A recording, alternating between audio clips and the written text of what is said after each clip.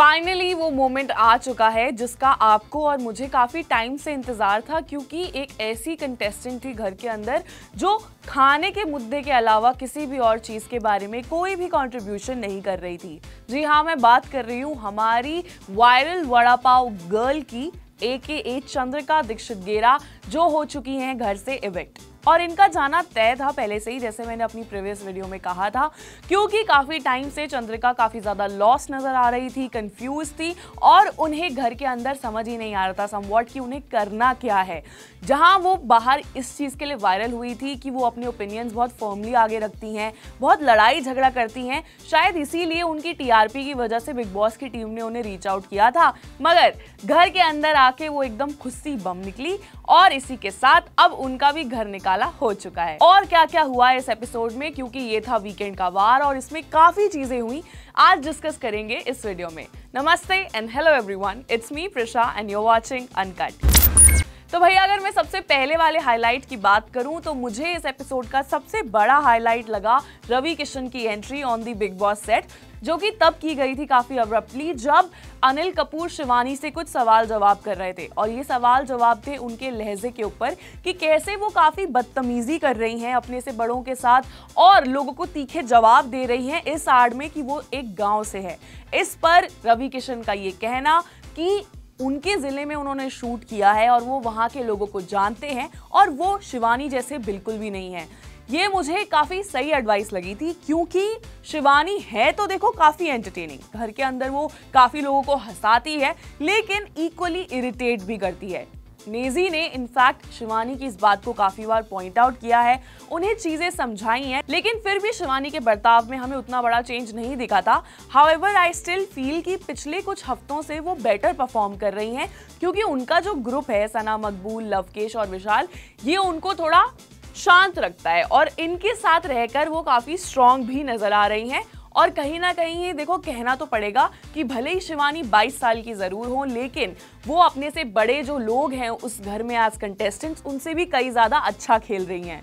तो रवि किशन का एकदम से आना और शिवानी को ये नसीहत दे जाना कहीं ना कहीं उनकी हेल्प जरूर करेगा। आई जस्ट होप कि वो रवि किशन की बात माने और अपने जो बर्ताव है, बिहेवियर है, उस पर काम करे। वहीं on the other hand Naezy, जो कि काफी ज्यादा स्ट्रॉन्ग लगते हैं और बाहर से जितने भी गेस्ट आते हैं वो नेजी का नाम जरूर लेते हैं और ये कहते हैं कि वो बहुत स्ट्रॉन्ग है, अभी वो 30% भी नहीं है जो वो शो पे दिखा रहे हैं। तो मेरा सवाल नेजी से बस यही है कि आखिर नेजी कब जागेंगे, जब ग्रैंड फिनाले की ट्रॉफी कोई और जाएगा तब, क्योंकि इस वक्त नेजी कुछ भी नहीं कर रहे हैं एक्सेप्ट फॉर टारगेटिंग शिवानी। जी हाँ, सही सुना आपने। एक तरफ तो वो शिवानी को समझाते हैं, ये कहते हैं कि वो उनका सपोर्ट करते हैं, और जैसे ही कोई भी नॉमिनेशन टास्क आता है या कोई ऐसा टास्क आता है जिसमें घर का सबसे लीस्ट परफॉर्मिंग मेंबर का नाम लेना होता है, तो नेजी की जुबान पर सिर्फ एक नाम होता है और वो है शिवानी का। हो सकता है कि नेजी ये ऐसा इसलिए भी कर रहे हैं क्योंकि उनकी वाइब उनसे मैच नहीं होती और कहीं ना कहीं उन्हें लगता है कि अगर मैंने किसी और का नाम लिया तो मैं उनकी गुड बुक्स से निकल जाऊंगा। वहीं on the other hand Shivani के बारे में he doesn't care at all. And I genuinely feel कि इस बार जो नेजी ने शिवानी पर एलिगेशन लगाया था कि वो सिर्फ ड्रामा करती है, ऐसा नहीं है। Shivani has definitely levelled up her game. In fact it's Naezy जिन्हें अपने गेम पर ध्यान देने की जरूरत है, except for just flirting with Sana Makbul. Sana मकबूल की बात हो ही रही है तो इन्हें अभी रिसेंटली आए एपिसोड में नागिन का टैग मिला है और वो उस चीज को काफी कॉन्फिडेंटली क्लेम करती है। सना मकबूल ऑन दी अदर हैंड काफी ज्यादा स्ट्रॉन्ग कंटेस्टेंट है और उन्होंने काफी स्मार्टली अपना ग्रुप अब चेंज कर लिया है। जहां पहले वो कृतिका अरमान मलिक के साथ घूमती नजर आती थी, अब वो लवकेश और विशाल के साथ ही चिल करती नजर आती हैं, which I feel is a very smart move, क्योंकि अभी इनका जो ग्रुप है वो काफी ज्यादा स्ट्रांगली दिख के आ रहा है। इस एपिसोड में विशाल के मम्मी पापा को भी लाया गया था। अनडाउटेडली ये बहुत ज्यादा इमोशनल सीन था और ये तो मेरा फेवरेट पार्ट होता है ऑफ बिग बॉस की जब कंटेस्टेंट्स अपने घर वालों से मिलते हैं काफ़ी लंबे समय बाद। वो चीज़ बहुत ज़्यादा हार्ड हिटिंग होती है और बहुत ज़्यादा इमोशनल कर देती है। ऐसा ही कुछ इस एपिसोड में भी हुआ था जब विशाल के मम्मी पापा आए थे।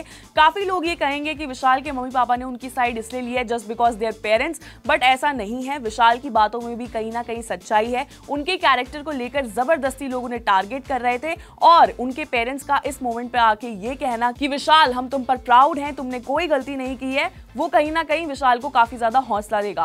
And I loved how Vishal's dad tackled Arman Malik's comment by not talking to him at all.